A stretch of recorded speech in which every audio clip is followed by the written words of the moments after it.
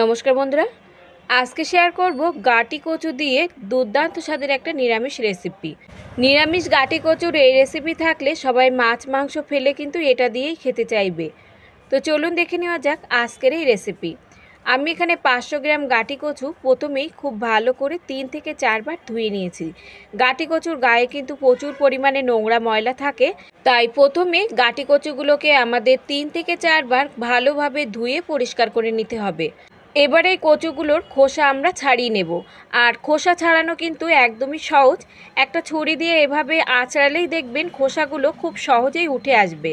তবে আপনারা চাইলে কিন্তু বটি দিয়েও এই কাজটা করে নিতে পারেন। আর এই কচুগুলো কিন্তু হাতও চুলকায় না, গলাও ধরে না বন্ধুরা, খেতে কিন্তু দারুণ সুস্বাদু হয়। কচু ছাড়িয়ে নিয়ে দুই পাশ সামান্য একটু করে কেটে নেবার পর এবার মাছ বরাবর ফালি দিয়ে আমি 2 টুকরো করে কেটে নিচ্ছি। মিডিয়াম সাইজের কচুগুলোকে আমি 2 টুকরো করে কেটে নিচ্ছি, আর বড় কচুগুলোকে আমি 4 টুকরো করে কেটে নেব। আপনারা চাইলে কচুগুলোকে আরও ছোট টুকরো করেও কিন্তু কেটে নিতে পারেন। সমস্ত কচু কেটে ধুয়ে নেবার পর একটা সুতির কাপড় দিয়ে শুকনো করে মুছে নিতে হবে। তাহলে এই কচুর যে পিচ্ছিল ভাবটা আছে সেটা কিন্তু চলে যাবে, আর রান্নার সময় দেখবেন একদম পিচ্ছিল ভাব থাকবে না। আর এর সঙ্গে আমি 4টে আলুকে একই রকম কচুর মতো করে কেটে নিয়েছি। তবে আপনারা চাইলে আলু বাদ দিয়েও কিন্তু রান্নাটা করে নিতে পারেন। এবার চলে যাব আমরা রান্নার দিকে।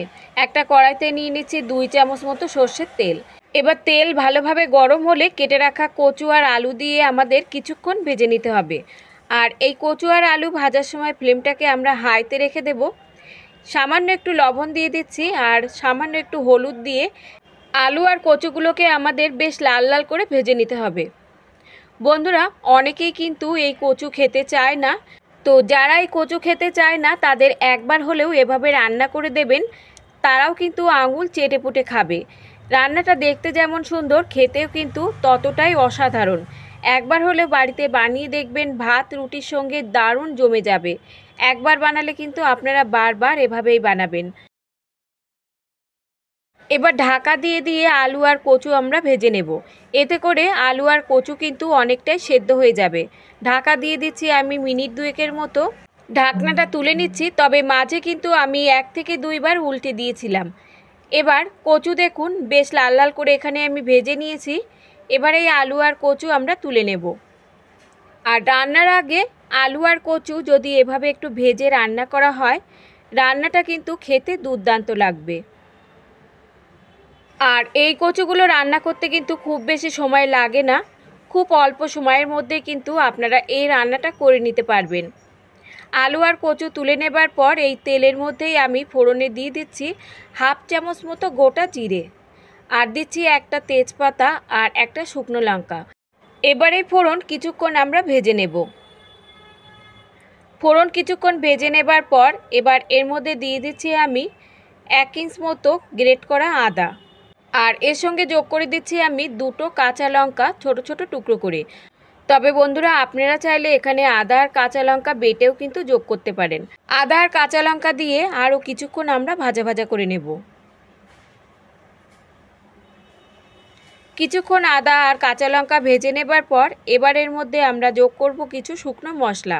দিয়ে দিচ্ছি এখানে আমি 1 চামচ মতো জিরে গুঁড়ো, আর দিচ্ছি এখানে 1 চামচ মতো ধনে গুঁড়ো।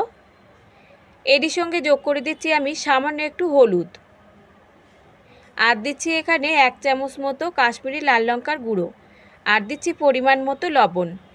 সামান্য একটু জল দিয়ে মশলাটা কিছুক্ষণ আমাদের কষিয়ে নিতে হবে, যতক্ষণ না এই মশলা থেকে তেলটা আলাদা হয়ে যায়। দেখুন এখানে কিছুক্ষণ কষিয়ে নেবার পর মশলার কালারটা কিন্তু চেঞ্জ হয়ে গেছে। এবার এর মধ্যে যোগ করে দেব একটা টমেটো বাটা। টমেটো বাটা দিয়ে লো টু মিডিয়াম হাইতে আমরা ততক্ষণ কষিয়ে নেব যতক্ষণ না এই টমেটোর কাঁচা গন্ধটা চলে যায়। টমেটোর কাঁচা গন্ধ থাকলে কিন্তু রেসিপিটি খেতে একদমই ভালো লাগবে না, তাই একটু সময় নিয়ে কিন্তু মশলাটা বেশ ভালোভাবে কষিয়ে নিতে হবে। মশলাটা কষাতে কষাতে দেখবেন মশলা থেকে তেলটা আলাদা হয়ে যাবে, ঠিক ততক্ষণই কিন্তু আমাদের মশলাটা কষিয়ে নিতে হবে। এবার এর মধ্যে যোগ করে দেব 1/2 বাটি মতো টক দই। দইটা আমাদের খুব ভালোভাবে ফেটিয়ে নিতে হবে, যাতে দইয়ের মধ্যে কোনো রকম দলাভাব না থাকে। তো সামান্য একটু জল দিয়ে দেখুন আমি খুব ভালোভাবে দইটা ফেটিয়ে নিয়েছি। এখন এর মধ্যে যোগ করে আমাদের আরও কিছুক্ষণ কষিয়ে নিতে হবে। আর এই সময় ফ্লেমটাকে লোতে রেখে দিতে হবে, নইলে দইটা কিন্তু ফেটে যেতে পারে। দইটা মশলার সঙ্গে ভালোভাবে মিশিয়ে নিয়ে কিছুক্ষণ আরও কষিয়ে নিতে হবে। মশলা যত ভালোভাবে কষিয়ে নেবেন রান্নার টেস্ট কিন্তু ততই বেড়ে যাবে। দই দিয়ে আরও কিছুক্ষণ কষিয়ে নেবার পর এবার ভেজে রাখা আলু আর কচু দিয়ে আমাদের আরও কিছুক্ষণ কষিয়ে নিতে হবে। গাঁটি কচু আমরা নানানভাবেই রান্না করে থাকি, তবে এইভাবে যদি আপনারা কখনো রান্না না করে থাকেন একবার হলেও বানিয়ে দেখতে পারেন, খেতে কিন্তু অসম্ভব টেস্টি হয়। মশলার সঙ্গে কচুগুলোকে আমাদের ততক্ষণ কষিয়ে নিতে হবে যতক্ষণ না মশলার ভিতরে জলটা শুকিয়ে ঠিক এরকম মাখা মাখা হয়ে যায়। তো দেখতেই পাচ্ছেন মশলার ভিতরে জলটা কিন্তু শুকিয়ে মশলাটা একদমই শুকনো শুকনো হয়ে গেছে। এখন এর মধ্যে আমি যোগ করে দেব 1 গ্লাস মতো গরম জল। এই রান্নাতে কিন্তু অবশ্যই গরম জল যোগ করতে হবে। গরম জল দিয়ে রেসিপিটি করলে স্বাদ কিন্তু আরও অনেকটাই বেড়ে যাবে। এর মধ্যে আমি যোগ করে দিচ্ছি 1 গ্লাস গরম জল। আমি রেসিপিটি মাখা মাখা তৈরি করব, তবে আপনারা যদি ঝোল ঝোল রাখতে চান সেক্ষেত্রে জলের পরিমাণটা আরও একটু বাড়িয়ে দেবেন। ঝোল ফুটে ওঠার পর এবার এর মধ্যে দিয়ে দিচ্ছি আমি 1 চামচ মতো চিনি। চিনি যদি কারোর অপছন্দ হয় সেক্ষেত্রে অবশ্যই কিন্তু চিনিটা আপনারা বাদ দিয়ে রেসিপিটি তৈরি করে নিতে পারেন।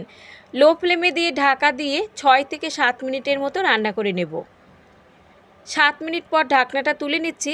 এখন চেক করে নেব আলু আর কচু ভালোভাবে সেদ্ধ হয়েছে কিনা। তো দেখতেই পাচ্ছেন কচু আর আলু কিন্তু খুব ভালোভাবে এখানে সুসেদ্ধ হয়ে গেছে।